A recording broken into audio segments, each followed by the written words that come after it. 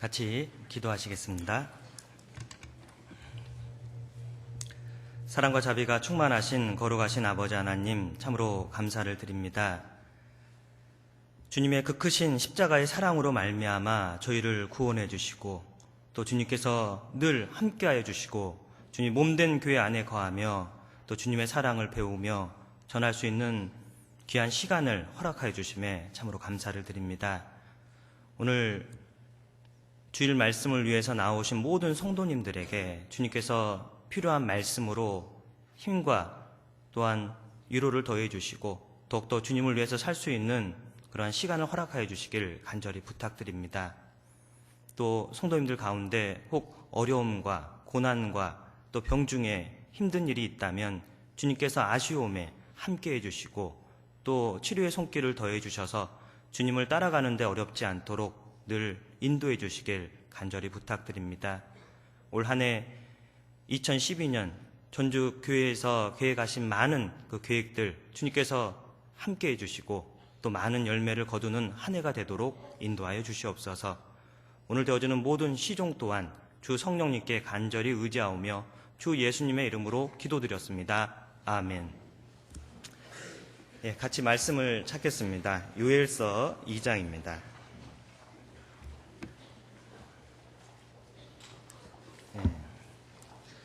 요엘은 다니엘 다음에 호세아가 있고요. 호세아 다음에 요엘이 있습니다. 페이지 1272쪽 근처에 있습니다. 요엘서 2장 18절 말씀입니다.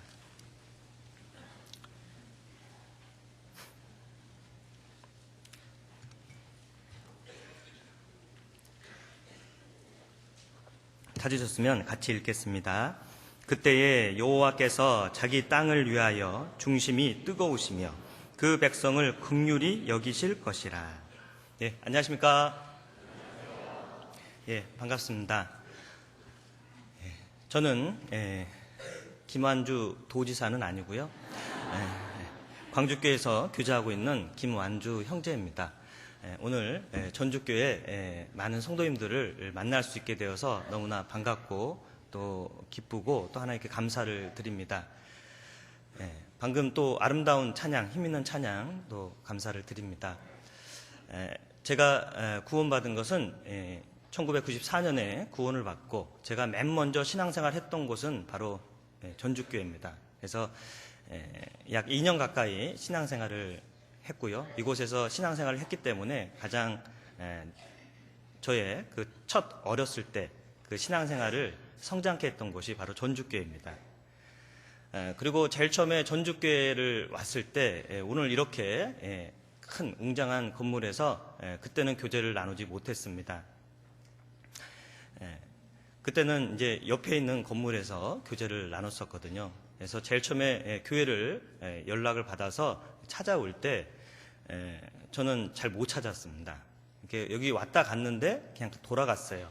왜냐하면 유일요고 체육관인 줄 알았습니다. 전에는 건물이 이렇게 체육관처럼 생겼었거든요. 나중에 물어보니까 그곳이 교회라고 해서 찾아갔고, 또 그곳에서 많은 형제자매님들의 도움 가운데서 또 신앙생활을 하게 되었습니다. 그리고 나서 제 고향이 어떤 분들은 제 고향이 완주군이냐고 또 물어보십니다. 그러니까 전라북도만 오면 제 이름이 뭔가 많이 등장을 하더라고요. 근데 전라북도는 맞습니다. 그러나 완주군은 아니고요. 정읍시입니다. 그래서 정읍에서 또 9년 가까이 신앙생활을 하다가 지금은 전주교회에서 교회 부르심을 받고 그곳에서 신앙생활을 하고 있습니다. 참 와보고 싶었었는데 오늘 또 이렇게 또 많은 성도님들을 만날 수 있게 되어서 너무나 기쁘게 생각합니다. 더욱더 가득 차고 채워지는 모습이 기쁘네요. 이제 날씨를 보니까 따뜻한 봄이 되었습니다. 그래서 이제 구원을 받으니까 저도 참 봄이 좋더라고요. 메마르놨던 죽은 것 같던 곳에서 막 생명들이 태어나고 너무 아름답게 총천연색의 꽃들이 피어나는 모습을 통해서 참으로 기뻤습니다. 그래서 마치 내 영혼의 마음처럼 그렇게 봄을 좋아하게 되었습니다. 그래서 우리 신앙도 많은 올 한 해 그 신앙의 꽃이 피면 좋겠습니다. 그래서 뭐 사랑의 꽃도 피고 온유와 또 오래 참음의 꽃도 피고 이해와 용서의 꽃도 피우면 좋겠습니다. 딱 한 가지 피는 것만 빼고요. 바람 피는 것, 그것만 빼고 사랑의 많은 열매를 맺히는 그러한 계절이 되면 좋겠습니다. 오늘 같이 말씀을 배우고자 하는 건 바로 방금 읽었던 그 말씀처럼 열정입니다.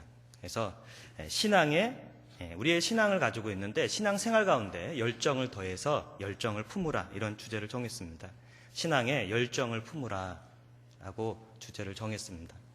열정이란 무엇일까요? 방금 읽었던 말씀처럼 18절에 그때 여호와께서 자기 땅을 위하여 중심이 뜨거우시며 그 백성을 긍휼히 여기실 것이라 그랬습니다. 여호와께서는 자기 땅을 위하여 중심이 뜨거우십니다. 그 백성을 긍휼히 불쌍히 여기시죠. 그래서 중심이 뜨거운 것, 그것이 바로 열정이라고 말할 수 있죠. 열정은 더울 열, 뜻정, 뜨거운 뜻, 뜨거운 마음, 그런 의미입니다. 그래서 어떤 일에 뜨거운 애정을 가지고 한다면 그 일엔 놀라운 역사가 일어납니다. 그래서 우리 시대가 사실은 마지막 시대이기 때문에 마지막 시대일수록 더욱더 차갑고 메말라가는 시대가 우리 시대이죠. 그런데 세상은 우리가 다 알고 있죠.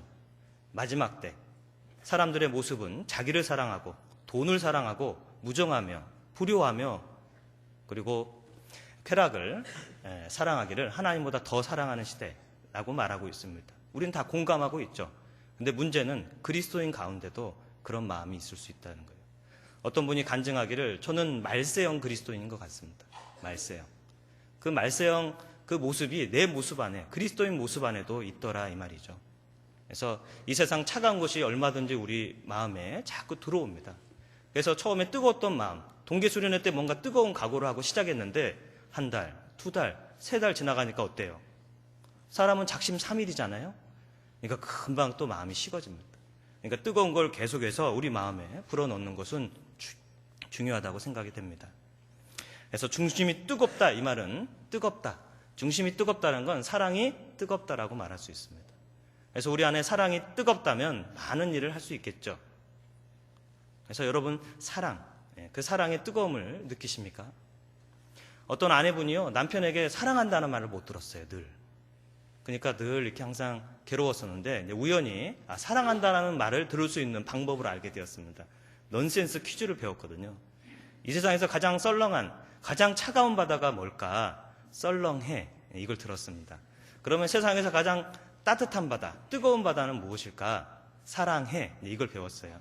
남편에 가서 말했죠. 여보, 이 세상에 가장 차가운 바다가 뭔 줄 알아? 몰라. 내가 알려줄게. 썰렁해야.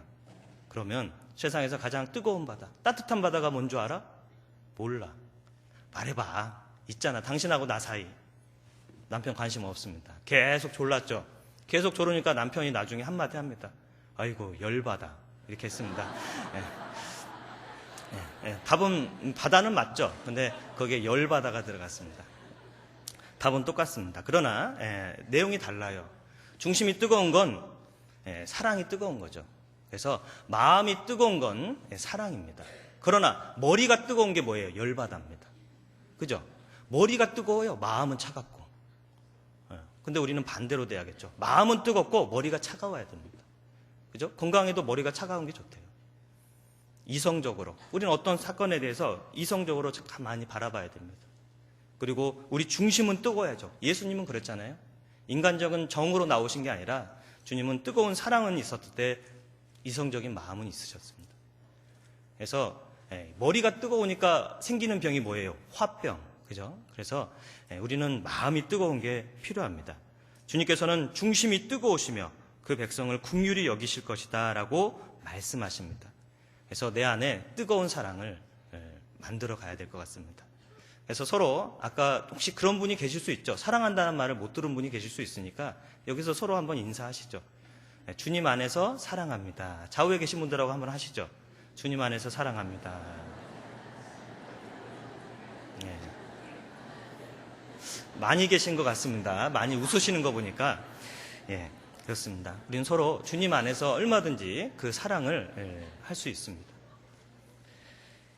같이 말씀 또 한 구절 찾겠습니다. 이사야 26장입니다.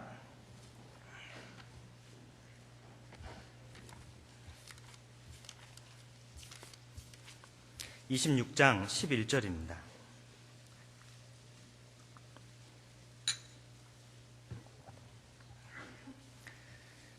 이사야 26장 11절 같이 읽겠습니다. 여호와여, 주의 손이 높이 들릴지라도 그들이 보지 아니하마는 백성을 위하시는 주의 열성을 보면 부끄러워할 것이라. 불이 주의 대적을 사르리이다.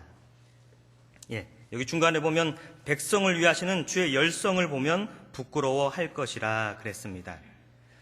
백성을 위하시는 주의 열성이 있죠. 그러니까 열정에 비슷한 말은 열정이라는 단어를 뒤집으면 정열이죠. 열정, 정열 비슷한 의미입니다. 또 열성이 있습니다. 그리고 열의 다 비슷한 말이고 똑같은 말이죠. 주의 열성, 주의 열정이 있습니다. 백성을 위하시는 주님의 열정이 바로 구원의 사역을 이루셨고 그 열정이 우리에게 들어오게 된 겁니다.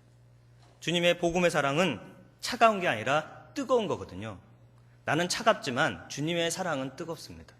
그래서 그 열성을 보면 우리는 부끄럽습니다. 주님의 그 뜨거운 마음에 비하면 나는 너무나 차갑거든요. 그래서 사실 열정이라는 단어의 의미를 같이 묵상하게 된 것도 제 스스로도 교훈을 받기 위해서 그렇습니다. 제 안에 얼마나 뜨거운 마음이 있을까? 내 안에 혹 식은 마음은 없을까? 냉랭한 마음은 없을까? 형식적인 마음은 없을까? 그것을 돌아보고 싶은 마음이 있었습니다. 주님의 열성을 보면 부끄럽습니다. 너무나 부족하거든요. 한없이 부족합니다. 주님은 창조를 이루기 위해서 6일 동안에 그 어마어마한 이 지구의 아름다운 천지를 창조하셨습니다. 그러나 구원의 사역을 이루기 위해선 짧은 6일의 시간이 걸리진 않았습니다. 4,000년이라는 시간이 걸렸고 2,000년 전에 예수님이 오셔서 그 놀라운 구원의 열정을 통해서 주님은 구원을 이루시고 우리에게 그 사랑을 우리에게 지금 전하고 계시는 겁니다. 그래서 그 뜨거운 사랑, 그것이 있으면 우리 마음을 움직일 수 있습니다. 주님께서는 한 사람 한 사람을 사랑하시잖아요. 주님은 한 사람 한 사람을 사랑합니다. 하나님이 세상을 이처럼 사랑하사 독생자를 주셨으니 세상을 사랑하신다고 되어 있죠. 그러나 갈라디아서에 보면 하나님은 예수님께서는 나를 사랑하사 나를 위하여 자기 몸을 버리신 하나님의 아들을 믿는 믿음 안에 사는 것이다 그랬거든요. 나를 사랑해서 나를 위해서 자기 몸을 버리신 분이 있습니다. 예수님입니다. 나를 향한 뜨거운 사랑이 있었던 분, 그분은 바로 주님이십니다. 그래서 그 사랑을 알면 우리 마음에 다시 점점점 뜨거워지는 내 마음으로 또 변화가 될 거라고 생각됩니다. 그래서 하나님은 그 뜨거운 마음을 가지셨고 그 구원을 예수님을 통해서 이루셨습니다. 또 열정이 가득하신 분이 하나님이 계시고 또 예수님이 계십니다. 똑같은 의미이지만 주님의 그 열정에 대해서도 한번 말씀을 상고해 보고자 합니다. 요한복음 10장입니다. 요한복음 10장 14절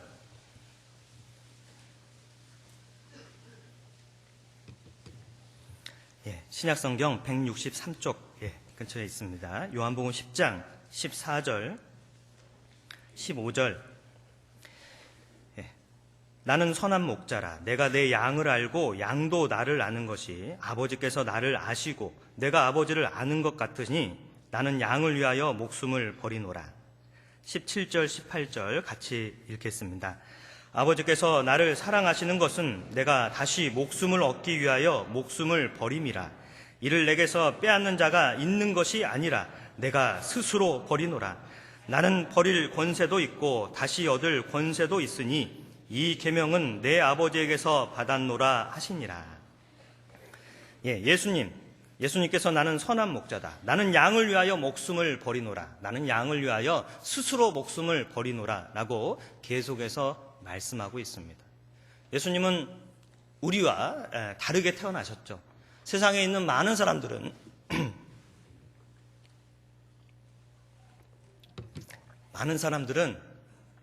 이 세상에 태어났던 이유가 태어나서 한번 잘 살아보자, 잘 먹고 성공해보고 명예를 얻고 살아보자 라는 마음을 가지고 살아가게 됩니다. 그러나 예수님은 다르셨습니다. 예수님은 이 세상에 태어날 때 잘 죽어보자, 십자가에서 내가 잘 죽어보자 하고 예수님은 태어나셨던 겁니다. 예수님은 태어날 때부터 그 죽음을 향한 십자가의 그 사역을 위한 마음을 가지고 있었던 겁니다. 그래서 그 일을 쭉 이루신 거예요. 예수님의 환경적인 모습, 외모적인 모습을 보면 그렇게 좋지는 않았습니다. 환경을 보면 예수님은 그 아주 깨끗하지 못한 더러운 구유에서 태어나셨죠. 그리고 예수님은 가난한 집에서 태어나셨습니다. 성경에 보면 예수님이 잘생겼습니까? 흠모할 만한 게 없습니까? 흠모할 만한 게 없으시다고 되어 있습니다. 그러니까 잘생기지 못하셨다라는 거예요. 그러니까 어떤 분이 예수님 보고 네가 나이 50도 못 되었는데 그랬잖아요. 예수님은 30대잖아요. 초반인데 50도 못 됐다는 건 나이 들어 보인 거예요.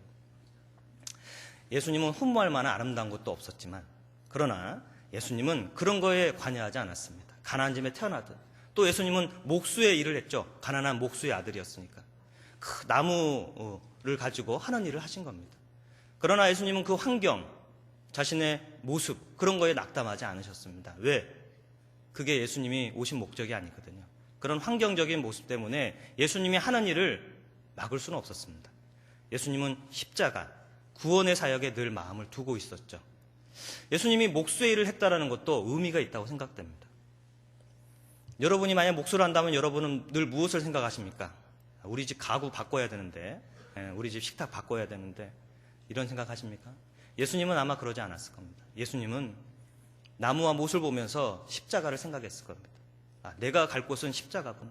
그 나무에, 그 못에 내가 갈 곳은 십자가의 길이구나. 그것을 늘 생각하지 않았을까라고 생각을 해보게 됩니다.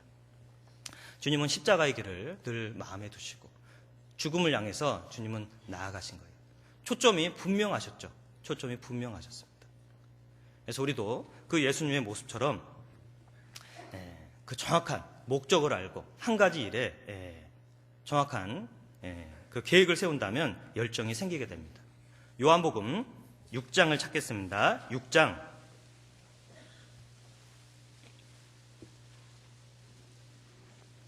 38절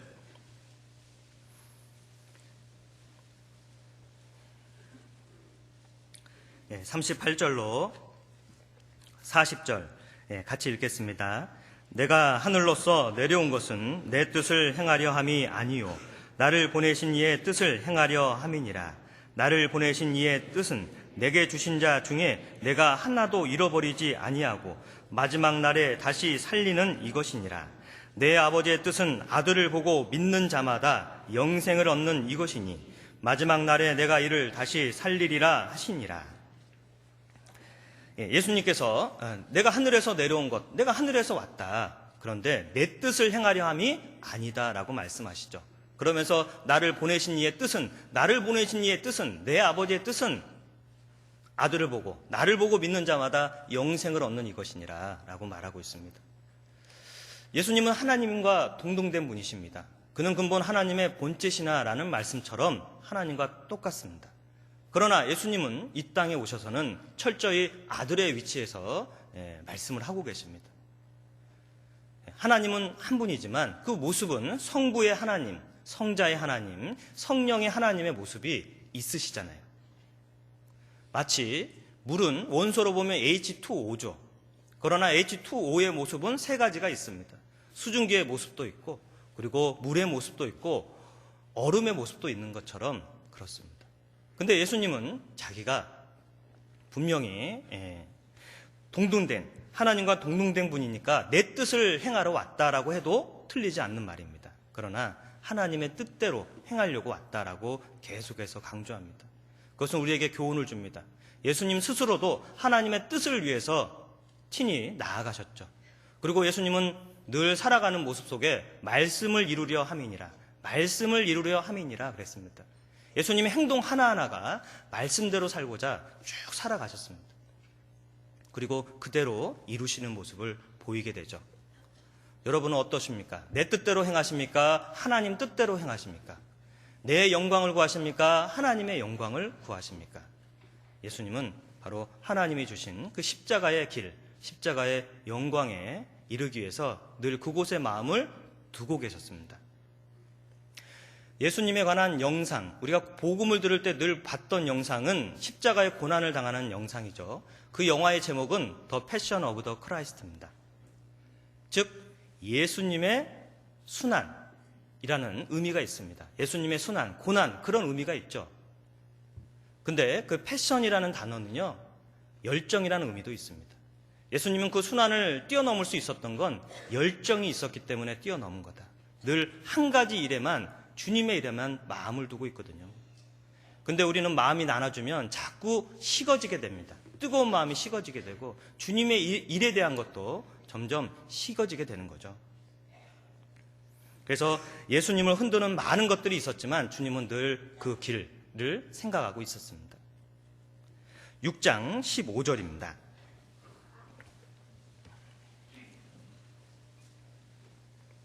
6장 15절 같이 읽겠습니다. 그러므로 예수께서 저희가 와서 자기를 억지로 잡아 임금 삼으려는 줄을 아시고 다시 혼자 산으로 떠나가시니라. 예수께서 자기를 억지로 임금 삼으려는 줄을 아시고 예수님은 다시 혼자 산으로 떠나가셨습니다. 자, 이때는 예수님을 흔드는 거죠. 예수님을 보니까 엄청난 분이잖아요. 많은 능력을 행하고 놀라운 기적을 행합니다. 그러니까 사람들이 벌떼처럼 많이 따라다녔습니다. 인기가 아주 많다라는 거죠. 그러니까 인기가 절정일 때 예수님은 그때 어떻게 했습니까? 자기를 임금 삼는데요. 당신이 한번 해보십시오 라고 하니까 예수님은 거기서 그래 내가 한번 해볼게 라고 하지 않고 떠나가셨습니다. 그렇죠? 만약에 누군가 나에게 뭔가 다른 좋은 것, 세상에 명예를 얻고 귀한 것을 얻는다고 할 때 내 마음은 어떨까요? 흔들릴 수 있을 겁니다. 그러나 예수님은 단호하게 혼자 가셨습니다. 떠나가셨습니다. 그 많은 물이 다 필요 없다. 떠나가셨습니다. 예수님은 정치적인 혁명가, 정치적인 영웅, 민족의 지도자도 될 수 있었습니다. 그때 따라갔더라면, 그 많은 사람을 따라갔더라면 그럴 수 있죠. 그리고 예수님은 뭐 다른 직업도 얼마든지 선택할 수 있습니다. 병 고치는 능력이 탁월하죠. 훌륭한 의사도 될 수 있습니다. 그리고 말씀도 얼마나 잘하십니까? 놀라운 언변이 있거든요. 그러니까 놀라운 웅변가 또는 훌륭한 가르침을 하는 교사가 될 수도 있습니다. 그러나 예수님은 그것에 마음 두지 않았죠. 오로지 내가 가야 할 것은 십자가의 길이다 해서 다 뿌리치고 주님은 그 길을 나아가신 거예요. 과연 나는 그럴 수 있을까? 나는 다른 많은 것들이 올 때 나는 단호하게 물리치고 나아갈 수 있을까? 주님은 한 가지에 마음을 둘 때 그게 가능하다는 거죠.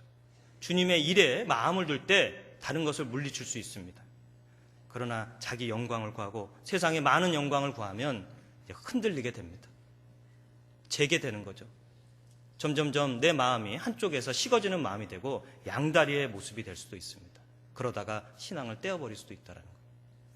그래서는 안 됩니다. 우리는 한 가지 신앙의 마음을 두는 게 필요합니다. 누가복음 12장입니다. 12장 49절 50절입니다.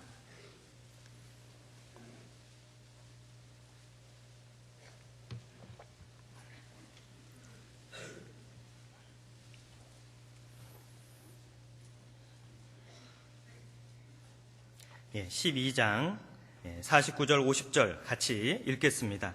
내가 불을 땅에 던지러 왔노니 이 불이 이미 붙었으면 내가 무엇을 원하리요? 나는 받을 세례가 있으니 그 이루기까지 나의 답답함이 어떠하겠느냐? 예수님께서 내가 불을 땅에 던지러 왔노니 이 불이 이미 붙었으면 내가 무엇을 원하리요? 그랬습니다. 예수님은 이 땅에 불을 던지러 왔다. 그 불이 무엇일까요? 뜨거운 불입니다. 복음의 불이죠. 그 불을 이 땅에 던지러 왔습니다. 그 불이 이미 벌써 붙었다면 얼마나 좋을까? 그 불, 복음의 불길을 주님은 던지러 오신 겁니다. 복음은 뜨겁습니다. 그죠? 우리는 차갑지만 복음은 뜨겁습니다. 그 뜨거운 것은 놀라운 일을 한다라고 말할 수 있습니다. 뜨거운 것은 차가운 얼음도 녹여버립니다. 뜨거운 것은 아주 뜨거운 건 단단한 쇠도 다 녹여버립니다. 그래서 이 세상 어떤 강팍한 사람도 주님의 그 뜨거운 복음을 집어넣으면 변화된다는 거예요. 우리 주위에 얼마든지 볼 수 있잖아요. 내가 이렇게 교회에 앉아있다는 것 여러분 생각해 본 적 있으십니까? 그래, 나는 원래 그런 사람이 아니야. 그러나 주님의 복음이 나를 변화시켰습니다. 주일날 이곳에 앉아서 다른 사람은 나가는데 나는 이곳에 앉아있는 거예요. 왜요? 주님의 뜨거운 복음이 내 마음을 변화시켰기 때문에 그렇습니다. 그래서 뜨거운 불, 이것이 우리에게 붙으면 놀라운 일이 일어납니다. 그래서 복음의 불길 그리고 성령의 역사도 뜨겁다라고 말할 수 있죠. 성경에 보면 오순절날 그 성령의 임하는 모습이 보였잖아요. 성령이 어떠한 모습으로 나타났습니까? 불의 혀처럼 나타났다고 되어 있거든요. 쫙 내려오면서 그 불길이 다 각 사람에게 임하게 되었습니다. 그랬더니 성령이 충만함을 느꼈다고 되어 있잖아요. 왜요? 하나님의 역사하시니까 그 안에 뜨거운 불길이 일어난 겁니다. 뜨거움은 사람을 변화시키는 거예요. 그래서 내가 사람을 변화시키지는 못합니다. 왜요? 나는 그런 능력은 없거든요. 그러나 주님의 복음은 변화시킬 수 있는 거예요. 그래서 복음을 전하고 성령의 역사를 간절히 구하는 건 너무나 필요합니다. 그래서 불을 땅으로 던졌습니다. 그래서 그 불길이 이 땅에 지금 전해지고 있는 겁니다. 그래서 주님의 사랑은 뜨겁죠. 애들 찬송에도 보면 아 뜨거워, 그 들어봤습니까? 아 뜨거워 주님의 사랑 그 크신 사랑 태양보다 더 뜨거워. 제가 원래 잘 부르는데 적당한 때 멈춰줬습니다. 아 뜨거워 주님의 사랑 그 크신 사랑 태양보다 더 뜨거워. 주님의 사랑은 뜨겁습니다. 그죠? 그래서 모세에게 나타날 때도 떨기나무에서 하나님은 불길 가운데 나타났습니다. 근데 그 떨기나무가 타요 안 타요? 안 타요. 놀라운 불이잖아요. 분명히 순식간에 떨기나무는 사라져야 되는데 하나님의 능력이 임하니까 아무리 불이 타도 안 사라지는 거예요. 그러니까 주님의 성령의 역사가 임하면 그것은 계속될 수 있는 겁니다. 타지도 않습니다. 볼품없는 떨기나무에 주님이 역사하니까 거기에 불이 붙은 겁니다. 볼품없는 나에게도 주님이 역사하면 거기서 주님이 놀라운 일을 하시는 겁니다. 내 모습이 훌륭해서 거기에 불이 붙은 게 아니라 내 모습은 작고 초라하지만 주님이 역사하면 거기에 불길이 붙는 겁니다. 여호와 하나님은 해요라는 말씀도 있습니다. 하나님은 해다라고 말씀하시죠. 뜨거운 분이십니다. 그 뜨거운 사랑을 우리는 자꾸 느껴야 됩니다. 그러려면 가까이 다가가야겠죠. 해서 주님의 모습을 생각합니다. 그리고 50절에 보면 나는 받을 세례가 있으니 그 이루기까지 나의 답답함이 어떠하겠느냐. 바로 예수님께서는 받을 세례가 있죠. 그 십자가의 세례, 고난의 세례가 있습니다. 그 이루기까지, 그 십자가의 구원의 그 일을 이루기까지 나의 답답함이 어떠하겠느냐. 주님은 그 일에 늘 마음을 두기 때문에 그 일을 이루기 위해서 늘 그곳에 마음을 두고 있었습니다. 이루기까지, 그 일을 이루기 위해서 늘 마음을 두고 있죠. 그러나 이루셨습니까? 못 이루셨습니까? 이루셨죠. 그래서 우리는 그 복음의 유명한 말씀을 기억하고 있습니다. 요한복음 19장 30절 찾아보시죠. 잘 알고 있는 말씀인데 한번 복음의 말씀을 찾아보시죠. 요한복음 19장 30절입니다.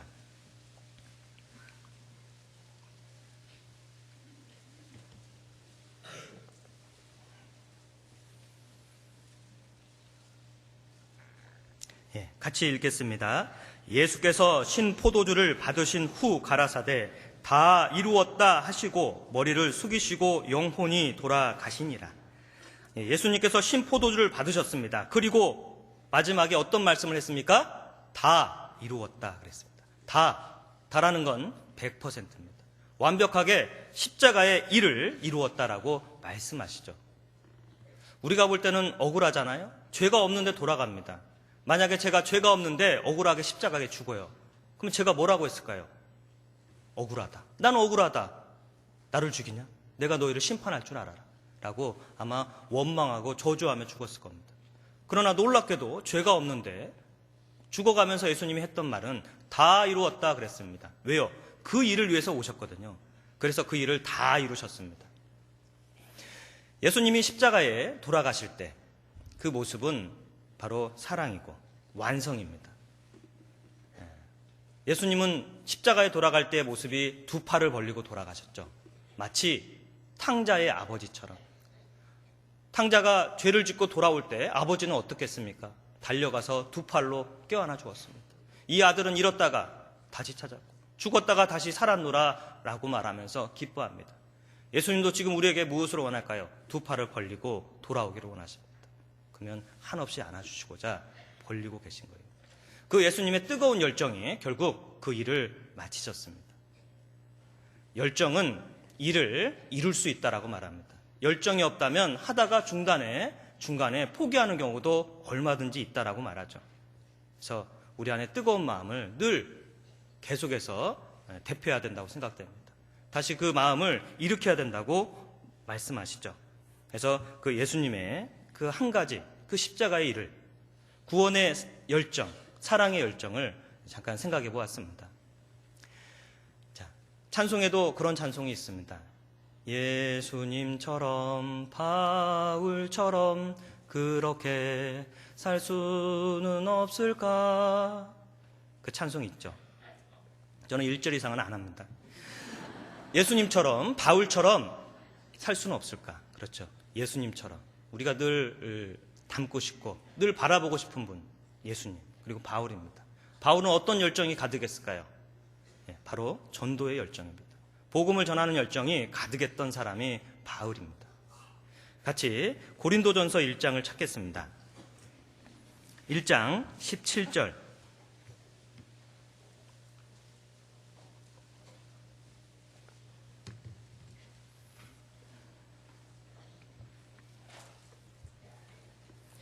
고린도전서 1장 17절 말씀을 찾으셨으면 같이 읽겠습니다. 그리스도께서 나를 보내심은 세례를 주게 하려 하심이 아니요 오직 복음을 전케 하려 하심이니 말의 지혜로 하지 아니함은 그리스도의 십자가가 헛되지 않게 하려 함이라. 그리스도께서 나를 보내십니다. 그것은 세례를 주게 하려 하심이 아닙니다. 오직 복음을 전케 하려 하심이니. 우리는 구원을 받으면 이제 마음대로 사는 게 아닙니다. 주님은 구원을 받고 때가 되면 주님은 부르시죠. 그래서 주님의 일을 맡기십니다. 그리고 그 부르심을 우리는 소명이라고 말합니다. 그리고 또 보내십니다. 그리스도께서 나를 보내신다라고 말하죠. 보내신 것을 사명이라고 말하죠. 주님은 나를 어디로 보내실까요? 복음을 전하게 보내십니다. 여기서 보면 세례를 전케함이 아니라 복음을 전하게 나를 보내셨다. 세례가 필요 없다라는 게 아닙니다. 침례가 필요 없다라는 게 아닙니다. 침례도 중요한 일이죠. 다른 많은 일도 중요한 일이 있습니다. 그러나 복음을 전하는 일이야말로 가장 큰 일이다라고 말할 수 있죠. 복음을 전하는 일에 하나가 되느냐, 하나가 되지 않느냐, 거기에 열매가 다를 겁니다. 그죠? 그래서 어떤 일은 잘하는데, 어떠한 서로의 모임은 좋은데, 복음을 전할 때는 서로 관심치 않는다면, 뭐 그쪽에서 알아서 하겠지 라고 관심치 않는다면 역사가 일어나지 않을 겁니다. 내가 혹 참여하지 않는다 하더라도 같이 기도해주고 같이 전도할 영혼이 있다면 인도하고 그곳에 관심을 갖는다면 거기에는 놀라운 역사가 일어날 겁니다. 다른 어떤 일보다 복음을 전하는 일, 그 일에 우리는 마음을 두어야 됩니다. 아마 내일부터 보니까 또 여러 교구 집회가 또 잡혀 있는 것 같습니다. 그 외에 또 많은 집회가 4월에 계획되어 있는 것 같습니다. 그 집회를 위해서 우리는 마음을 모으고 그냥 있는 집회가 아니라 같이 진짜 마음을 모으는 집회가 돼서 그것을 열매를 얻을 수 있도록 우리는 해야 된다고 생각됩니다. 광주에서도 복음을 전할 때 열정적인 분들이 계셔요. 그러나 다 열정적이라고 말할 수 없습니다. 열정적이지 않는 분들도 얼마든지 있습니다. 그래서 열정적인 사람, 복음을 전하는데 마음을 모으는 사람, 그것이 많을수록 주님은 큰 역사를 일으키게 될 겁니다. 그래서 복음을 전하는 일에 최우선으로 마음을 두고 하나 될 때 거기에는 많은 열매의 기쁨을 누리게 될 겁니다. 사도행전 20장입니다.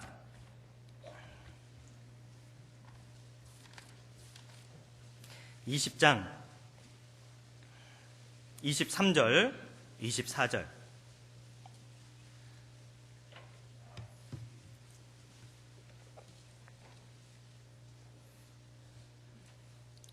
사도행전 20장 23절, 24절입니다. 같이 읽겠습니다. 오직 성령이 각 성에서 내게 증거하여 결박과 환난이 나를 기다린다 하시나 나의 달려갈 길과 주 예수께 받은 사명 곧 하나님의 은혜의 복음 증거하는 일을 마치려 하면은 나의 생명을 조금도 귀한 것으로 여기지 아니하노라. 사도 바울, 성령이 각성해서 내게 증거하였습니다. 결박과 환난이 나를 기다리고 있다. 그죠? 이제 엄청난 결박, 환난, 핍박, 고난이 기다리고 있다. 그러나 나의 달려갈 길, 주 예수께 받은 사명, 하나님의 은혜의 복음을 증거하는 일을 마치려 하면 나의 생명을 조금도 귀한 것으로 여기지 아니하노라 라고 담대하게 말하고 있습니다. 이 말씀을 보면 사실 부끄럽거든요. 어떻습니까? 사도 바울이 이렇게 복음을 증거하는 일에 전혀 두려워하지 않고 그는 나아가고 있습니다. 그 결박과 환난을 뛰어넘을 수 있었던 이유는 바로 죽음을 각오했기 때문에 그렇습니다. 죽음을 각오하면 뜨거워집니다. 죽음을 각오하면 놀라운 일이 생긴다라는 거죠. 사도 바울은 자기의 생명보다 복음을 증거하는 일이 훨씬 더 중요하다고 생각하고 있는 겁니다. 그래서 담대하게 복음을 증거하는 일, 그것이 더 중요하다라고 말하고 있죠. 사명, 그렇습니다. 그 에스더에 보면, 에스더도 그렇습니다. 에스더, 그 민족이 어려움에 처할 때, 이제 엄청난 죽음이 눈앞에 기다리고 있을 때 에스더는 어떻겠습니까? 에스더는 그 왕에게 나아가면서, 내가 나아가면서 금식하며, 그리고 왕에게 나아가면서 죽으면 죽으리다 하면서 나아갔다고 말합니다. 죽음을 각오하고 나아간 거예요. 그러니까 하나님이 그곳에 역사하셨죠. 많은 백성을 건지게 됩니다. 죽음을 각오하면 놀라운 일이 생기죠. 짐승을 보면 열정적인 짐승이 있습니다. 어떤 짐승일까요? 열정적인 호랭이? 호랭이. 네. 그러나 사실은 말과 같다라고 말합니다. 말은 어떻습니까? 말은 호랭이보다 약합니다. 힘도 약해요. 그러나 적을 향해서는 어때요? 담대하게 뛰어들어갑니다. 적의 칼을 향해서도 말은 두려워하지 않고 당당하게 자기의 탄 군사와 함께 뛰어들어갑니다. 나팔 소리 들으면 물러나지 않고 더 앞으로 뛰어갑니다. 왜요? 말은 그러한 능력을 하나님이 주셨거든요. 비록 약한, 자기보다 강한 짐승도 있지만 말은 적을 향해서 죽음을 두려워하지 않는 용맹함이 있다는 거예요. 담대함이 있습니다. 세상에 우리보다 강한 사람도 있지만 그리스도인이 더 강하다. 왜요? 죽음을 초월할 수 있는 그러한 사람들이거든요. 그러한 능력, 말이 혼자는 잘 못 갈 겁니다. 탄 군사의 훈련을 통해서 적을 향해서 뛰어가는 것처럼 우리도 훈련을 받을수록 적을 향해서 더 용감하게 뛰어들어가게 될 겁니다. 그죠? 열정적인 짐승이 말이라면 열정 없는 짐승은 또한 타조라고 말할 수 있습니다. 타조는 어때요? 알을 땅에 버려둡니다. 그리고 알을 제 새끼가 아닌 것처럼 무정하다 버려두고 도망가 버리죠. 좀만 품어주면 거기서 새끼가 태어날 텐데 자기가 좀 위험하면 도망가 버립니다. 우리도 타조처럼 말고 말처럼 진짜 주님이 우리와 함께 계시니까 의지해서 연합해서 적을 향해서 우리는 달려 뛰어들어가야 될 겁니다. 에레미야 20장입니다. 에레미야 20장.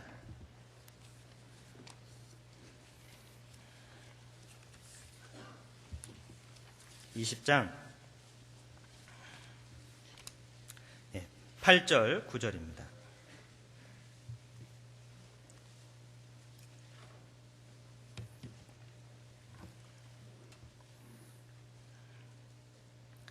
같이 읽겠습니다.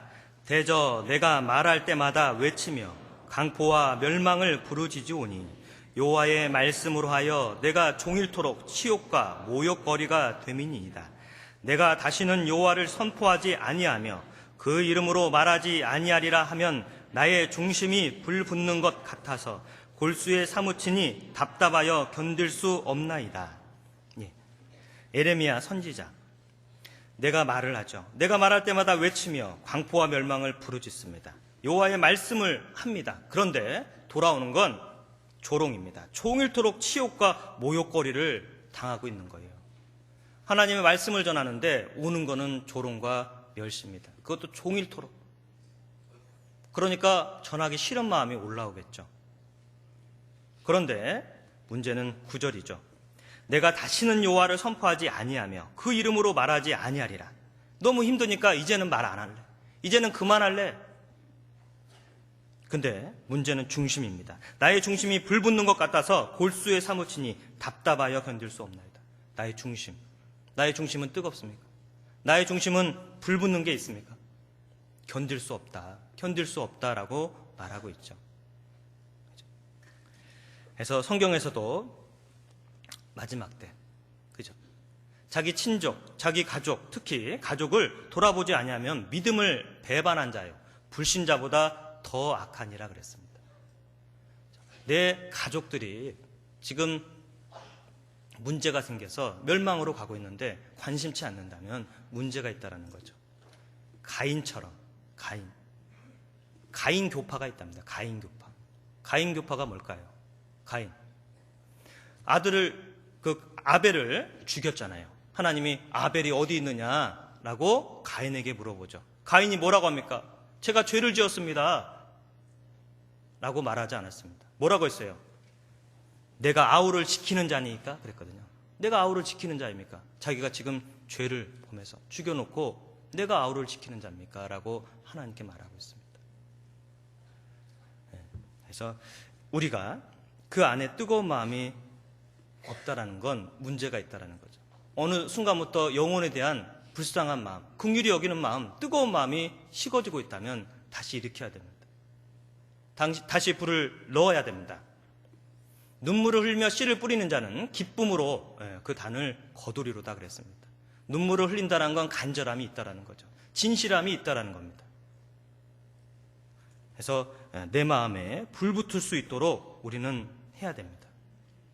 그 솔로몬 재판에 보면 한 아이가 있는데 엄마는 둘이 나타나죠. 둘이 나타나서 다 내 아이다, 내 아이다 라고 외치고 있습니다. 그때 솔로몬이 어떻게 했습니까? 칼을 내게 가져와라. 절반 잘라서 절반은 저쪽 여자에게, 절반은 저쪽에게 줘라 라고 왕이 말합니다. 그때 엄마가 어떻게 했어요? 중심에, 마음에 불 붙는 것 같아서 아들을 저에게 주고, 그리고 아무쪼록 죽이지 마옵소서, 죽이지 마옵소라고 부르짖고 있습니다.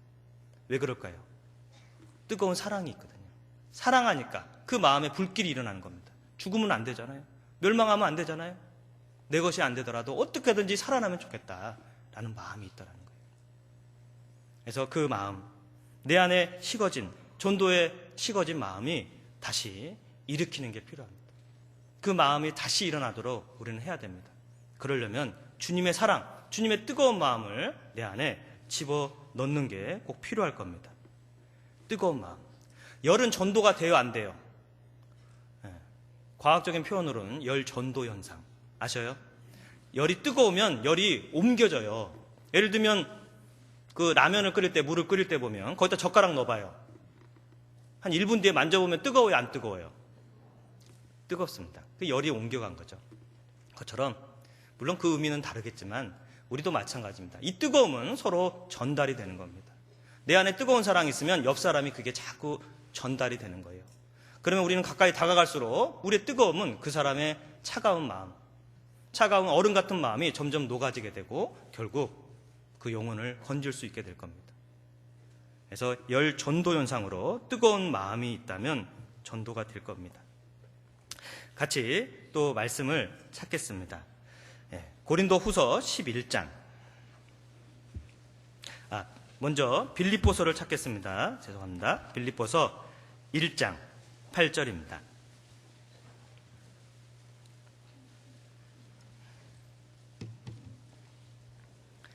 빌립보서 1장 8절.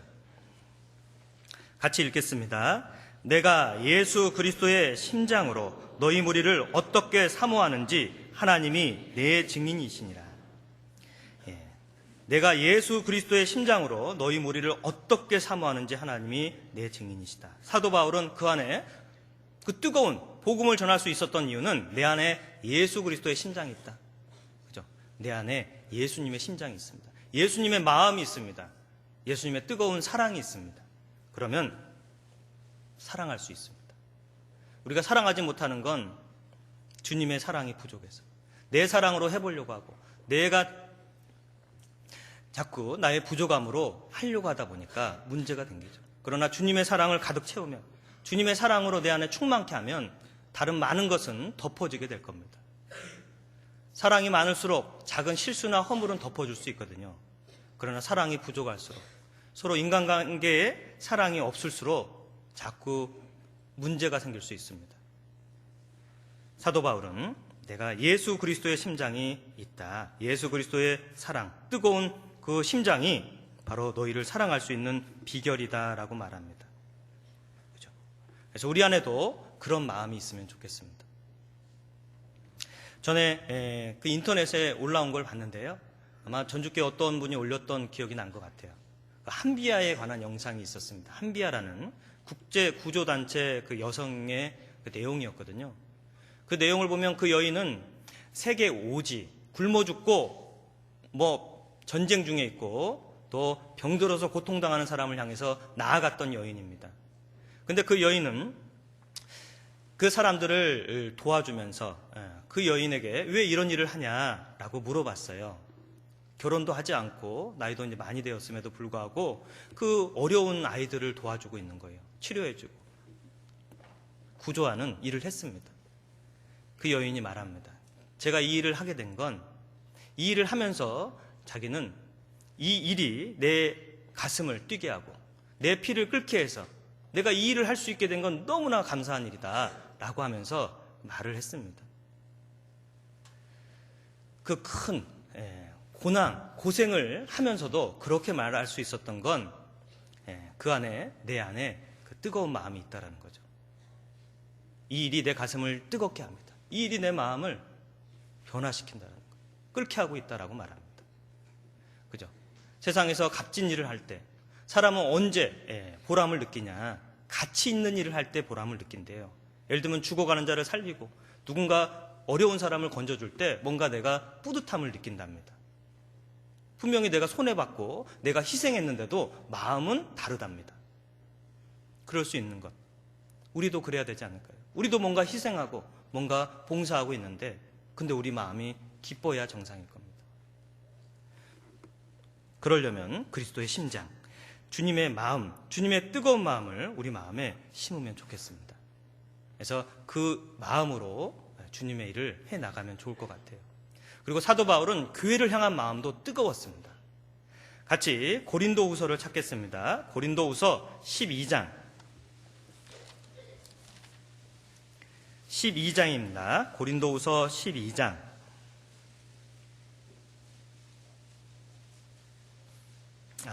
11장입니다. 그 옆장입니다. 고린도후서 11장 23절.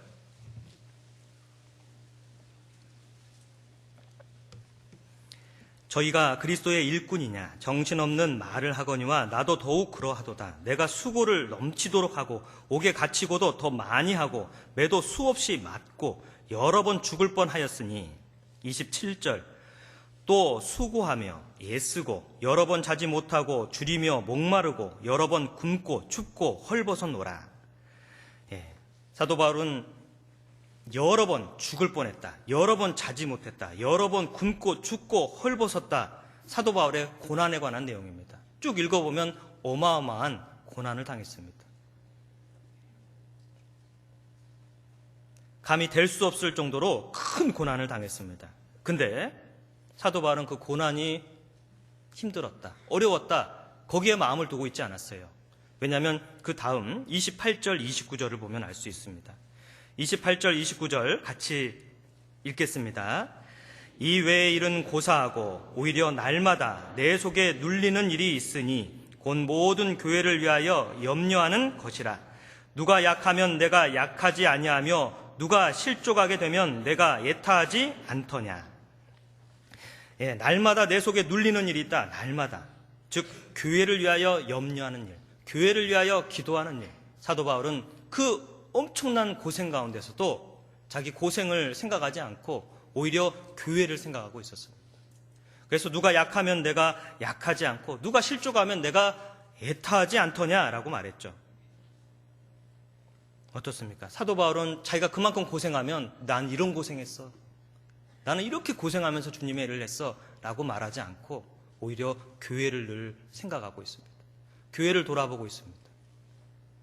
교회를 생각하고 교회를 위해서 기도하는 마음, 그것이 사도 바울의 모습이 있다는 걸 보게 됩니다. 누가 약하면 내가 약하지 않더냐. 약한 자. 약한 자를 보고 그냥 돌아보는 게 아니라, 돌아서는 게 아니라 다시 그 약한 자를 바라보고 어떻게 하면 좀 더 세울 수 있을까. 강한 자는 약한 자의 그 약점을 담당해주고 세워주는 역할을 해야 됩니다. 그리고 누가 실족하게 되면 내가 애타하지 않더냐. 누군가가 교회에 나오지 않게 됐습니다. 근데 아무 관심도 없다면 그것도 잘못된 걸 겁니다. 누가 나오지 않는다면 애타한다. 애타한다가 뭡니까? 그 의미는 탄다, 타들어간다, 그런 의미죠. 내 마음에서 그 사람은 왜 안 나왔을까? 관심을 갖는 겁니다. 그래서 이제 광주에서도 보면 그 구역 나중에 이제 새로 새해될 때마다 구역이 새롭게 조정되기도 합니다. 그럴 때마다 항상 좀 이렇게 같이 이야기를 나누는 게 안 나오는 분들이 있거든요. 이분들을 어떻게 해야 되냐? 안 나오는데. 안 나오니까. 근데 구역장님들은 대부분 빼면 좋아하십니다. 빼기를 원하십니다. 왜? 구역 이렇게 늘 이렇게 돌아보면 구역 그 이렇게 참석률이라는 게 있잖아요. 몇 퍼센트. 우리 구역은 지금 몇 명인데 몇 명이 참석해요. 근데 안 나오는 분들 때문에 항상 문제가 되거든요. 근데 빼지 말자라고 그랬습니다. 예. 왜 빼면 안 될까요? 그분이 빠지면 교회에서 명단에 빠져버립니다. 그러면 그분을 찾지 못합니다. 그러나 할 수만 있다면 우리는 그분을 잡아주려고 해야 됩니다. 할 수만 있다면 그분을 우리는 같이 돌아보고자 하는 마음이 있어야 될 겁니다. 내가 애타하지 않더냐. 그런 마음이 우리에게 필요하겠죠. 같이. 누가 아플 때 같이 아파하고 누가 기쁠 때 같이 기뻐하는 마음이 있다면 그건 너무나 힘이 되고 위로가 되는 모습입니다. 장례식에 가서 여러 말을 하기가 어려울 때도 있죠. 그러나 그럴 때 손 한번 잡아주고 한번 따독거려줄 때 오히려 그게 위로가 될 수 있는 겁니다.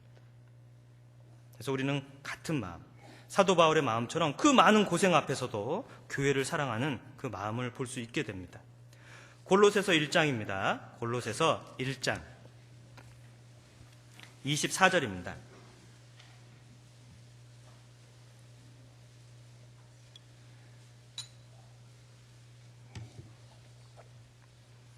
(1장) 24절 같이 읽겠습니다.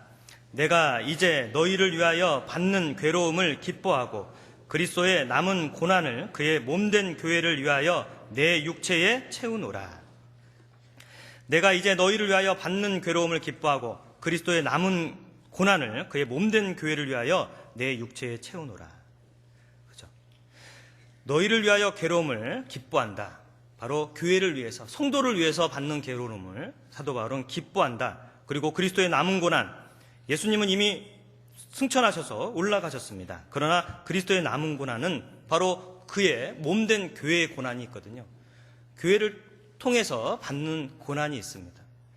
그래서 그의 몸된 교회를 위하여 그 받는 고난을 내 육체에 내가 채우겠다라고 말하고 있습니다. 기쁨으로. 그래서 그 사도 바울은 교회를 사랑하는 마음이 가득했습니다. 교회를 사랑하는 마음이 가득했습니다. 그래서 늘 교회에 관심을 갖게 된 겁니다. 교회는 저절로 될 수가 없죠. 많은 사람의 희생과 헌신에 의해서 되어진 겁니다.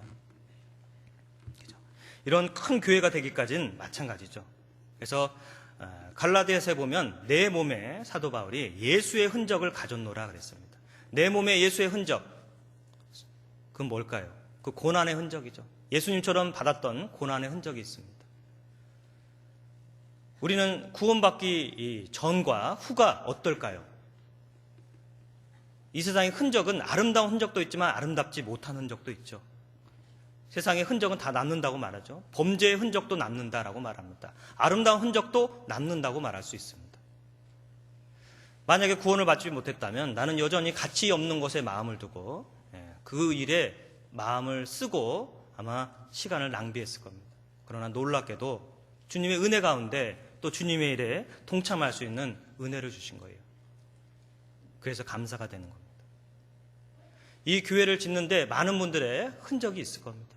같이 건축할 때 건축했고 같이 땀을 흘렸고 또 보이지 않는 물질이 들어갔던 많은 분들의 희생과 그 흔적이 고스란히 다 남아있는 겁니다. 그래서 그 흔적을 우리는 남겨야겠습니다. 아름다운 흔적이요. 그 아름다운 흔적을 남기는 것이 너무나 필요할 겁니다. 그래서 사도 바울처럼 우리도 교회를 사랑하는 마음이 있으면 좋겠습니다. 교회를 내 집처럼, 우리는 더 이상 손님이 아닙니다. 주님은 구원받으면 다 제자를 삼기를 원한다고 말씀하십니다. 그래서 말씀을 전하고 제자를 삼아서 온 세상에 복음을 전하는 게 바로 예수님의 계획이십니다. 근데 다 제자는 아니잖아요. 어떤 분은 제자의 삶을 사는가 하면 어떤 분은 따라다니는 그냥 무리의 삶을 사기도 합니다. 무리는 어떤 사람일까요? 자기 좋을 때만 따라다니는 거예요. 근데 제자는 어떨까요? 예수님을 따라다닐 때 기쁠 때나 슬플 때나 따라다니는 사람이 제자의 삶입니다.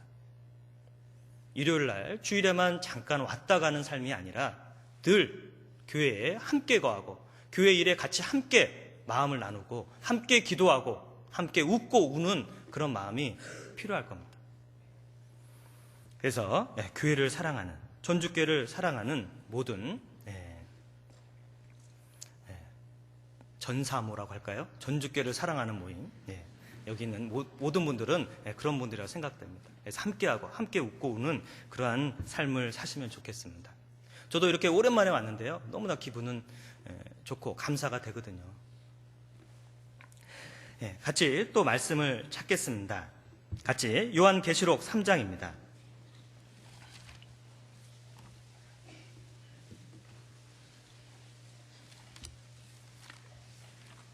3장 14절, 14절.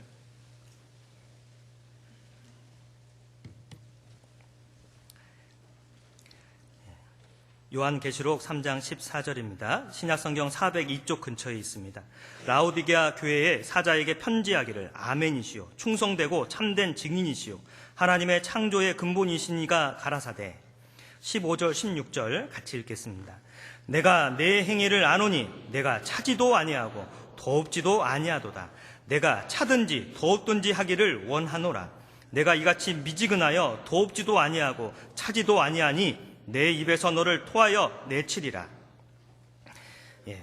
하나님께서 내 행위를 아노니 내가 차지도 않고 더웁지도 않구나. 네가 지금 미지근하구나. 그래서 더웁지도 않고 차지도 아니하니 내 입에서 너를 토하여 내치리라 그랬습니다. 라오디게아 교회에 관한 말씀이죠. 우리 시대의 모습이 이 라오디게아 교회의 모습과도 비슷하다라고도 말합니다. 왜 그럴까요? 쉽게 미지근해지니까. 뜨거운데 자꾸 차가운 게 들어오거든요. 그러니까 점점점 쉽게 미지근해집니다. 그러니까 하나님께서는 단호하게 차든지 더웁든지 해라 라고 말합니다. 근데 하나님은 찬 거를 원하겠어요? 뜨거운 걸 원하십니다. 뜨거운 신앙을 원하시거든요. 그죠? 커피를 마셔도 어때요? 뜨거운 커피 아니면 냉커피를 마십니다. 혹시 미지근한 커피 드신 분 계셔요? 그런 분 안 계시죠? 맛이 없습니다. 뜨겁든지 차든지 둘 중에 하나입니다. 그것처럼 우리의 신앙도 뜨거운 신앙이 되도록 해야 됩니다. 근데 왜 자꾸 미지근해질까요? 왜 자꾸 미지근해질까요? 차가운 게 몰려오거든요. 이 라오디게아 교회의 모습을 보면 17절에 그 이유가 나옵니다. 왜 미지근한지. 17절, 내가 말하기를 나는 부자라 부요하여 부족한 것이 없다. 여기에 문제가 있습니다. 나는 지금 부자다. 나는 부요하고 부족한 게 없다. 나는 다 누리고 있다라고 말합니다. 그 당시 라오디게아 그 지역의 모습이 그랬답니다. 그 당시 그 지역은 부자였고 먹고 살만했답니다. 신앙적인 큰 핍박도 없었답니다. 그럼 핍박도 없고 먹고 살만하면 더 주님을 위해서 살 수 있는 준비를 하고 그렇게 마음을 모아야 되는데 그렇지 않고 오히려 거기서 만족하고 살아가 버린 겁니다. 그래서 부족한 것이 없다. 우리는 늘 부족해야 하잖아요. 늘 배가 고파야 됩니다. 그래야 늘 말씀을 먹고 늘 신앙을 성장케 할 겁니다. 근데 자기는 육신의 것으로 이미 배가 불러버렸습니다. 그러니까 부족한 것이 없다라고 말하고 있죠. 혹시 우리의 모습은 안 그렇습니까? 우리는 이 세상 것으로 이미 너무 부족한 것이 없다. 그런 마음이라면 하나님의 것이 채워지지 않을 겁니다. 그러나 하나님이 보시는 관점은 다르죠. 네가 그렇게 말은 한다만 그러나 그 뒤에가 있습니다. 그 중간에 보면 내 곤고한 것과 가련한 것과 가난한 것과 눈먼 것과 벌거벗은 것을 알지 못하도다 그랬습니다. 네가 부족한 것이 없다고 했지만 내가 볼 때는 있다. 네가 영적으로는 지금 공고하고 가련하고 가난하고 눈멀고 벌거벗고 있구나라고 말씀하십니다. 근데 너는 알지 못하는구나. 그것 때문에 지금 미지근한 신앙이 됐는데 그냥 만족하고 안주하며 살고 있구나. 제 이름을 잘못 바라보면 안주가 돼요. 어렸을 때 어떤 아주머니가 저만 보면 안주야 안주야. 그럼 와서 보면 술안주 이렇게 놀리거든요. 근데 안주라는 뜻이 또 다른 의미가 있죠. 그냥 그 안에서 만족하며 살려는 마음입니다. 변화를 싫어하고. 근데 우리 마음이 그럴 수 있거든요. 살만하면 변화를 싫어하고 거기에 정착해서 살려는 마음이 생깁니다.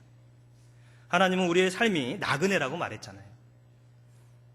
그래서 우리는 알아야 됩니다. 아, 내 영적인 상태는 곤고하고 가련하고 가난하구나. 왜 차가울까요? 세상적인 것은 차갑습니다. 마귀적인 것도 차갑죠. 그 마귀가 뱀의 모습이 있잖아요. 뱀은 냉혈 동물이라고도 말합니다. 차가운 동물이죠. 세상의 것, 육신적인 것, 이 모든 것은 차가운 겁니다. 그것이 우리에게 들어와 버리면 금방 내 마음도 점점 차가워집니다. 그래서 그것을 우리는 깨닫고 다시 뜨겁게 만들어 가야 됩니다. 3장 19절입니다. 3장 19절. 같이 읽겠습니다. 무릇 내가 사랑하는 자를 책망하여 징계하노니 그러므로 내가 열심을 내라 회개하라. 내가 사랑하는 자를 책망하여 징계하노니 그러므로 내가 열심을 내라 회개하라 그랬습니다. 이제 그 미지근한 신앙을 벗어나려면 열심을 다시 내봐라. 다시 열정을 가져보고 그리고 회개해라. 나의 혹 잘못된 것이 있다면, 내 잘못된 습관, 잘못된 죄들이 있다면 회개하고 또 나아가면 됩니다. 의인은 7번 넘어져도 다시 일어날 힘이 있다. 왜? 주님이 함께 하시니까요. 그러나 악인은 넘어지면 일어나지 못합니다. 그래서 회개하고 다시 열정을 넣어야 됩니다. 이 열심을 내라는 원어를 보면 제스토스, 뜨거워져라 라는 의미가 있습니다. 다시 뜨거워져야 됩니다. 식었다면 다시 뜨겁게 하면 됩니다. 걱정 안 하셔도 돼요. 미지근하다면 다시 데피면 됩니다. 그죠? 음식도 식으면 다시 데펴서 얼마든지 먹고 계시잖아요. 자, 18절 또 같이 읽겠습니다. 18절. 내가 너를 권하노니 내게서 불로 연단한 금을 사서 부요하게 하고 흰옷을 사서 입어 벌거벗은 수치를 보이지 않게 하고 안약을 사서 눈에 발라 보게 하라.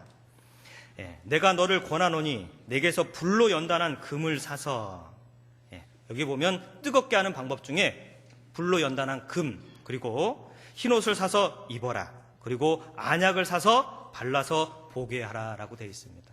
그래서 이 부분을 잠깐 또 한번 남은 시간 생각해 보려고 합니다. 자, 우리가 뜨거워지려면 반드시 불을 통과해야 뜨거워지는 겁니다. 그래서 성경에 우리의 그 뜨거운 마음을 일으키려면 우리는 고난의 길을 나아가야 됩니다. 주님께서도 십자가의 길을 가시면서 우리에게도 날마다 자기를 부인하고 날마다 자기 십자가를 지고 나를 좇을 것이라고 말씀하십니다. 누구든지 자기 십자가가 있거든요. 십자가는 절대로 쉬운 게 아닙니다. 고난일 수 있는 거예요. 그리스도인의 삶에 고난이 없다는 건 잘못된 말입니다. 고난이 있습니다. 왜? 인생 자체가 고난이 있잖아요. 인생은 고난을 위하여 난나니 그랬거든요. 고난 없는 사람이 어디 있겠습니까? 고난의 정도가 다른 거죠. 다 고난이 있습니다. 근데 그 고난을, 주님을 위한 고난을 받는다면 값진 고난이 되는 겁니다. 그래서 불을 통과할 때 금이 나옵니다. 불을 통과할 때 값진 것이 나온다고 됩니다. 그래서 믿음을 생활을 할 때는 반드시 고난도 통과하셔야 됩니다. 그러면 단단한 믿음의 신앙이 될 겁니다.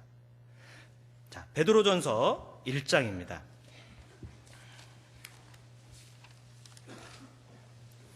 베드로전서 1장 7절입니다.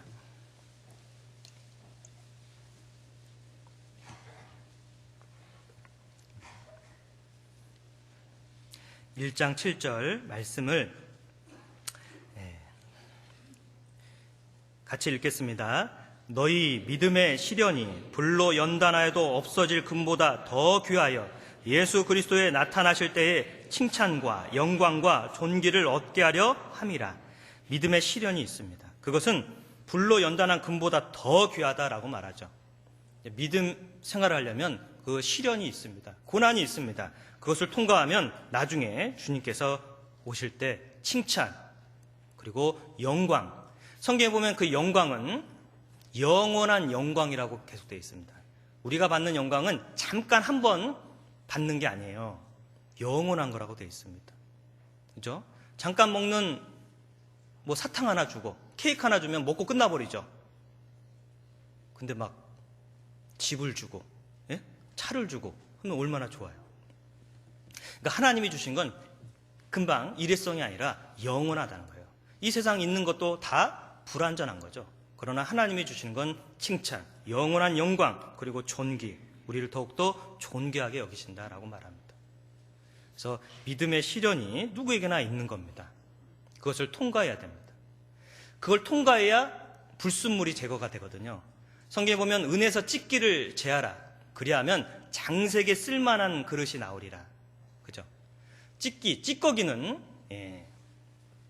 계속 그 고난을 통과해야 됩니다. 그러면 자꾸 찌꺼기가 자꾸 벗어지게 되는 거예요. 그러면 또 깨끗한 그릇, 쓸만한 그릇이 나오게 됩니다. 다 마찬가지죠. 우리도 구원은 받았지만 내 모습 그대로 받아주셨거든요. 그러나 주님은 내 모습 그대로 받았지만 그대로 있기를 원하지 않습니다. 주님은 그대로는 받아줬지만 우리를 변화시키기를 원하셔요. 누구처럼? 예수님처럼. 그죠? 바울처럼 우리가 변화되기를 원하십니다. 그래서 우리는 계속해서 우리 안에 찌꺼기, 잘못된 습관, 잘못된 죄들을 자꾸 벗겨내야 됩니다. 그러면 쓸만한 그릇이 될 겁니다. 그래서 주님은 그것을 계속해서 벗기는 훈련을 고난을 통해서 하고 계십니다. 욥기에도 보면 나의 가는 길을 오직 그가 아시나니 그가 나를 단련하신 후에는 내가 정금같이 나오리라. 유명한 말씀이죠. 그죠? 주님은 나를 아십니다. 그래서 나를 단련해서 정금같이 쓰기를 원하시는 거예요.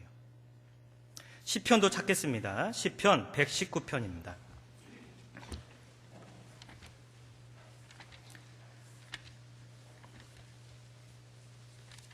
(119편) 70절, 71절입니다.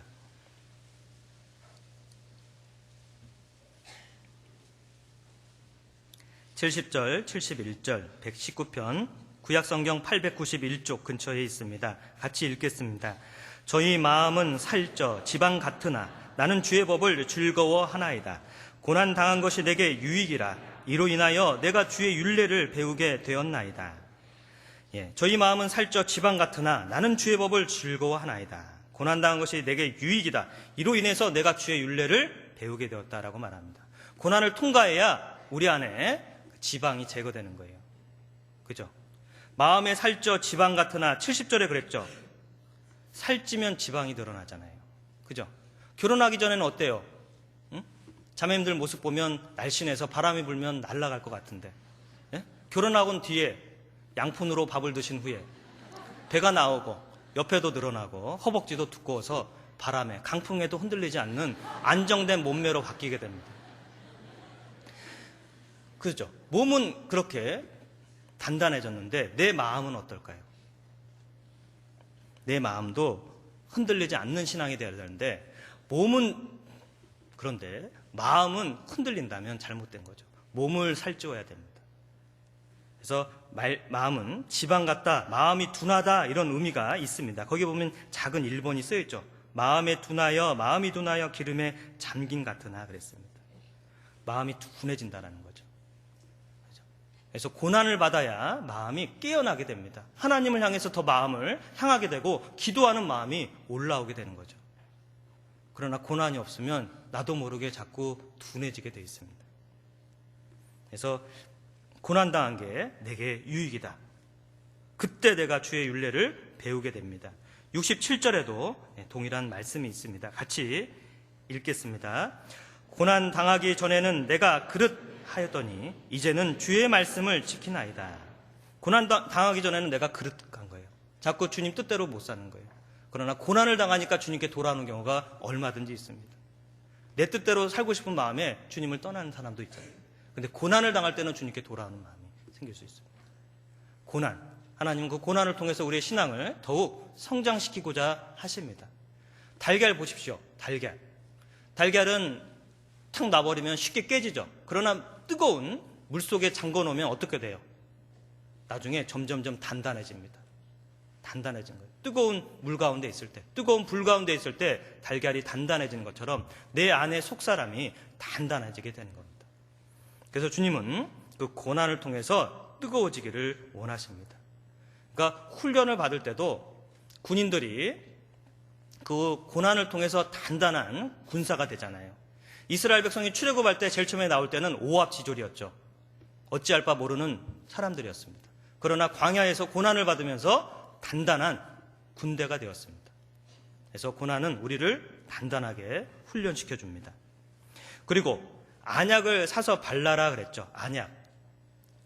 그래서 우리 안에 세상에 잘못된 것들이 얼마든지 들어오고 있다는 거예요. 37절입니다. 37절.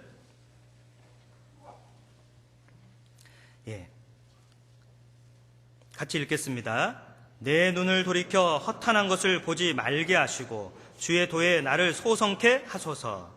내 눈을 돌이켜서 허탄한 것을 보지 말게 하십시오. 세상의 눈이 밝아지면 영적인 건 눈이 어두워지게 되어 있습니다. 세상의 눈이 어두우면 하나님에 대해서 밝아지게 되어 있습니다. 내 눈을 돌이켜 허탄한 것, 세상의 허탄한 것을 보지 말게 하시고 주의 도에 나를 소성케 하십시오. 주의 도, 주님의 말씀에 나를 다시 정신이 깨어나게 하신다라고 말합니다. 주님의 말씀이 나를 다시 정신을 차리게 만든다라는 거죠. 이 안약은 말씀이죠. 그 말씀이 나를 깨웁니다. 잠잤던 나의 신앙, 식었던 나의 신앙을 다시 뜨겁게 만들어줍니다. 누가복음 24장입니다.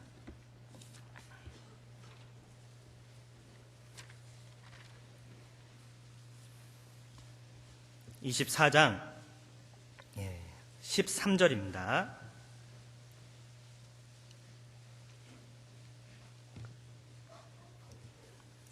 예, 24장 13절. 그날에 저희 중 둘이 예루살렘에서 25리 되는 엠마오라 하는 촌으로 가면서 이 모든 된 일을 서로 이야기하더라. 저희가 서로 이야기하며 문의할 때에 예수께서 가까이 이르러 저희와 동행하시나 저희의 눈이 가리워져서 그인 줄 알아보지 못하거늘 예수께서 이르시되 너희가 길 가면서 서로 주고받고 하는 이야기가 무엇이냐 하시니 두 사람이 슬픈 빛을 띠고 머물러 서더라. 바로 엠마로 내려가는 두 제자가 있었습니다.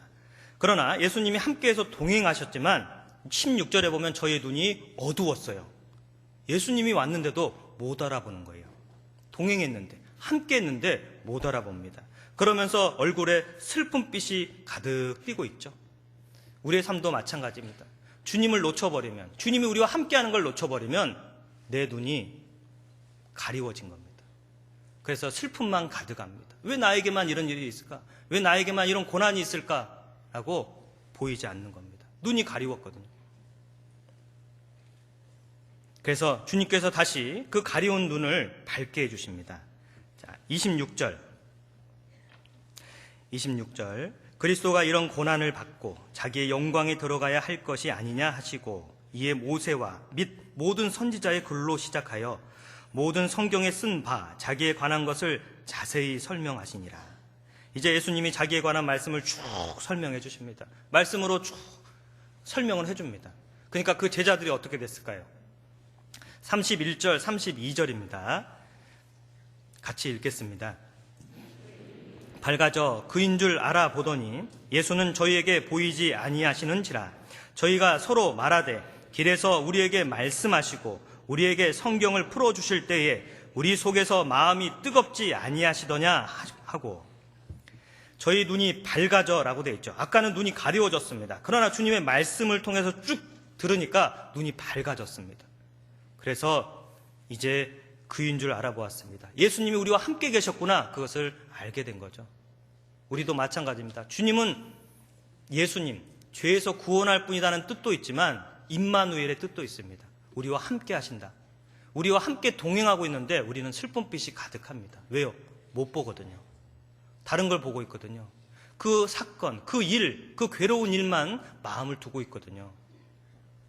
다시 눈이 밝아져서 주님을 바라봐야 됩니다. 주님을 바라보니까, 그리고 그 성경을 풀어줄 때 우리 속에 마음이 뜨겁지 않더냐.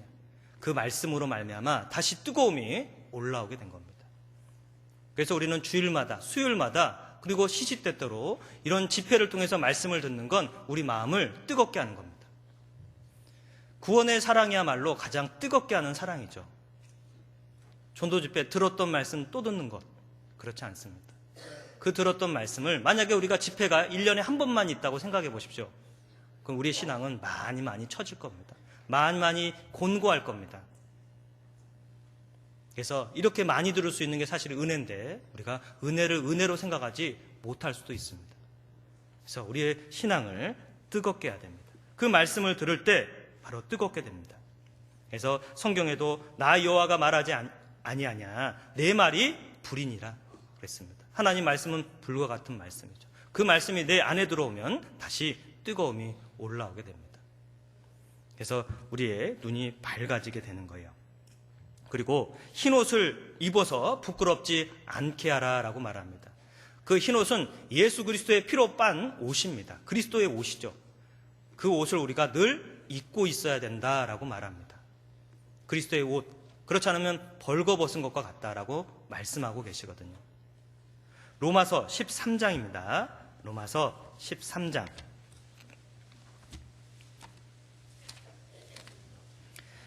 13장 13절 14절입니다.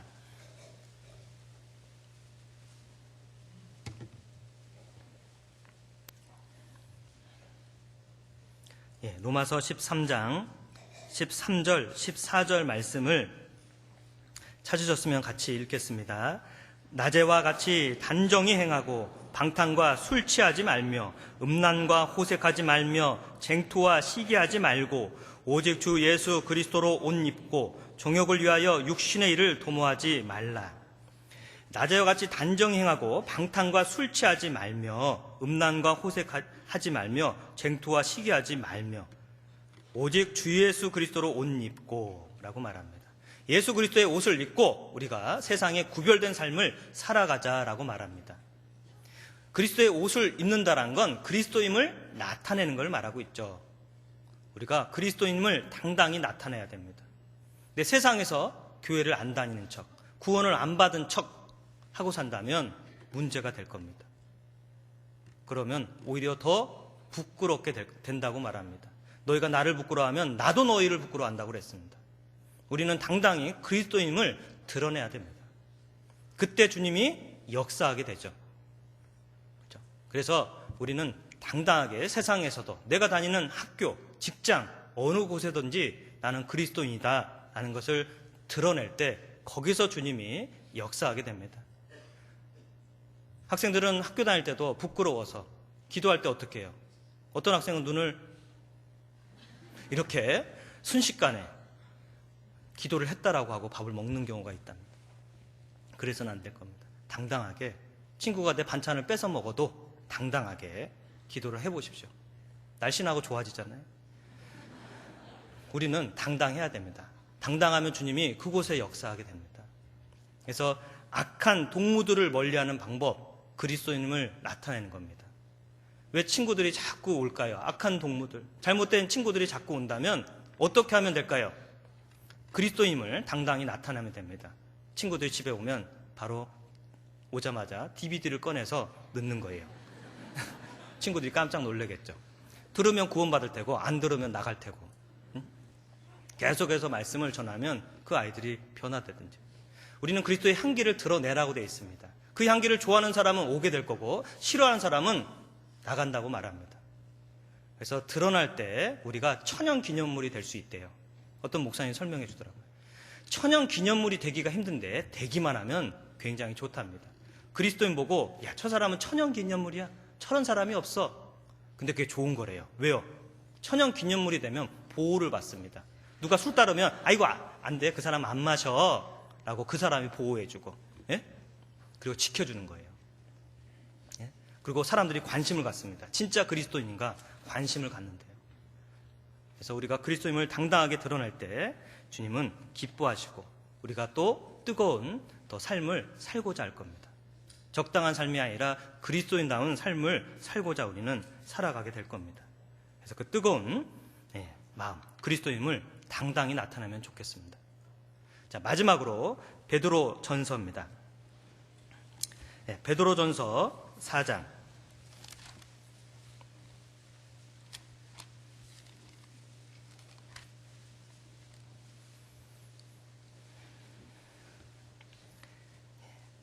(4장) 8절입니다.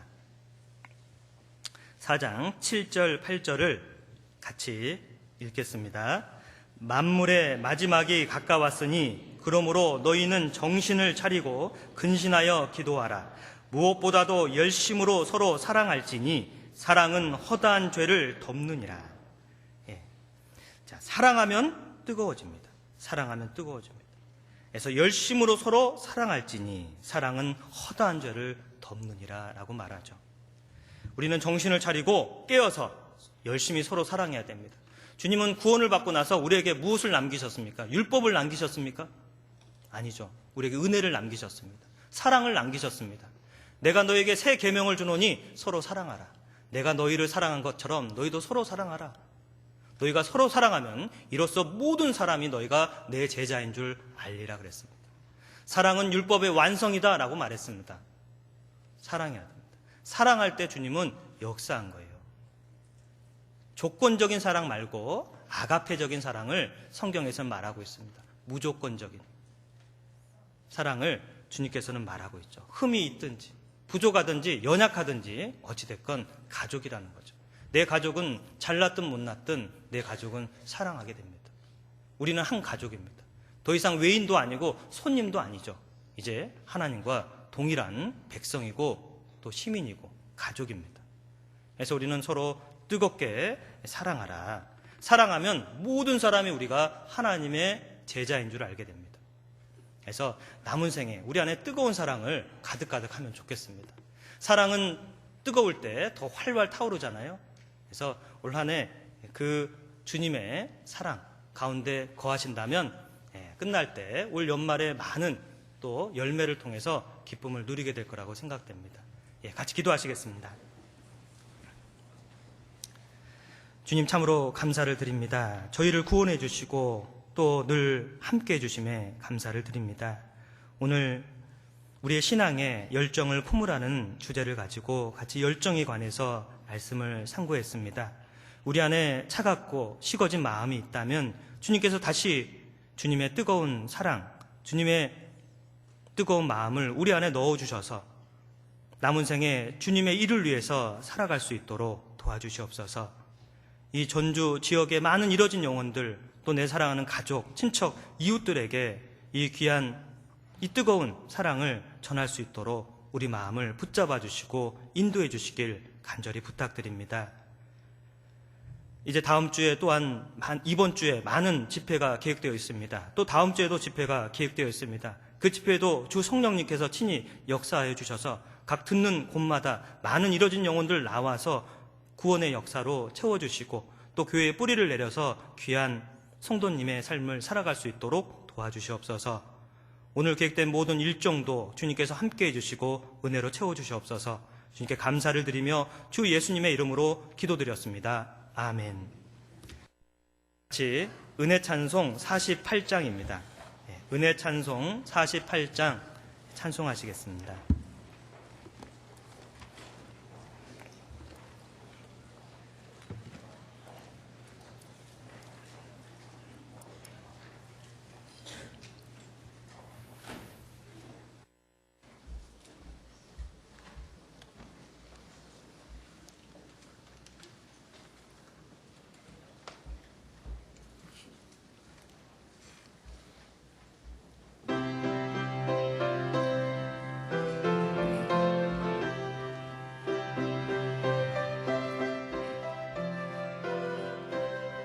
주의 사랑으로 죄인 회속까지 그 구원을 얻어 매일 보호받고 성신을 모시고 주를 따라가니 사랑의 불길이 내 맘에 일도다.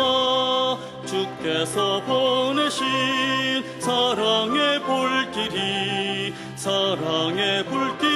내 맘에 일도다. 성신이 오셨네 영광을 돌리세. 사랑의 불길이 내 맘에 일도다. 십자가를 보고 지금 모든 것을 주의 제단 위에 온전히 바치네. 주께서 그 값을 이미 주셨으니 받으신 재물은 그 불에 당했네. 주께서 보내신 사랑의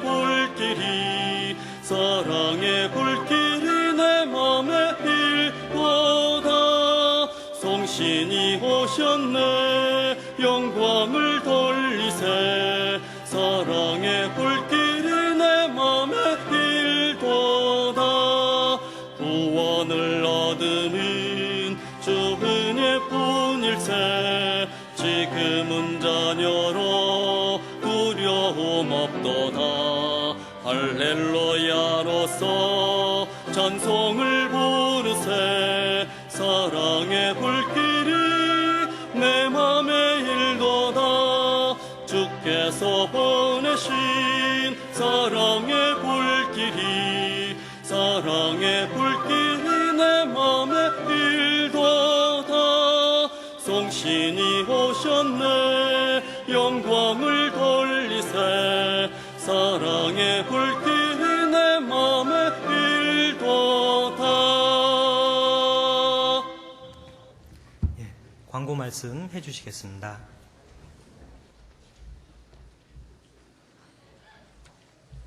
네, 안녕하세요. 광고 말씀드립니다. 지난 한 주간 수요일부터 토요일까지 중계 수양회가 공주 갈릴리 수양관에서 있었습니다. 전국적으로 2,500여 명이 참석하여 말씀을 들으셨고, 저희 전주교회에서는 은장회를 중심으로 92명이 참석하셨고, 새로운 참석자 15분은 거의 모두 구원을 시인하셨습니다. 그리고 찬양대에서도 특별 찬송에 참여를 하셨습니다. 수고하셨습니다. 내일부터 전도 집회가 42구역 저녁 집회 7시 반부터 노미나 목사님 인도로 전혜진 집사님 댁에서 있게 됩니다. 5교구 오전 집회 10시부터 김송영 전도사님 인도로 김대근 집사님 댁에서 있게 됩니다. 현대자동차와 67구역 함께 합동 집회로 저녁 7시 반에 김남일 전도사님 인도로 오영섭 형제님 댁에서 있게 됩니다. 많이 위해서 기도해 주시고 협조해 주시기 바라겠습니다. 다들 사랑 수화교실 오늘부터 3개월간 시작됩니다. 관심을 가지시고 참여해 주시기 바라겠습니다. 이번 주에 원래 모두회가 있었는데 집회 관계로 한 주를 미루어서 다음 주 4월 26일 목요일 날 모두회를 갖게 됩니다. 따라서 네 번째 주 구역 모임은 취소되었습니다. 차질 없도록 해주시기 바라겠습니다. 입당식 소식 부산 남북교회 서안산교회 교회 소식을 참작해 주시기 바라고 무주교회 전도집회 23일부터 있게 됩니다. 저희 조병우 담임 목사님께서 내일부터 보름 동안 이스라엘 성지순례를 다녀오시게 됩니다. 건강을 위해서 기도해 주시기 바라겠습니다. 지난주에도 두 분의 새로운 성대가 탄생을 하셨습니다. 성도 근황입니다. 21구역 임효진 자매님 부친 김철주 자매님 장인상이 있었습니다. 또한 35구역 나온식 형제님 부친 전정수 자매님 시부상이 있었습니다. 시부모님 상 있었습니다. 이사 소식 김재권 송성경 자매님, 출산 소식 11구역 이윤미 자매님, 이인배 형제님, 56구역 외국인이신 장집 형제님, 오양가 자매님, 양쪽에서 묘하게 쌍둥이의 축복을 다 함께 받으셔서 전주교회 경사가 이루어졌습니다. 4명의 그 쌍둥이가 탄생을 했습니다. 개업 소식입니다. 33구역 김정인 자매님 커피숍을 4월 19일 목요일 날 10시에 개업 기도 모임을 갖게 됩니다. 6교구 형제님들, 자매님들 광고 후에 자리에 남아서 찬양 연습을 준비해 주시기 바라겠습니다. 광고사항 이상 마치겠습니다. 감사합니다.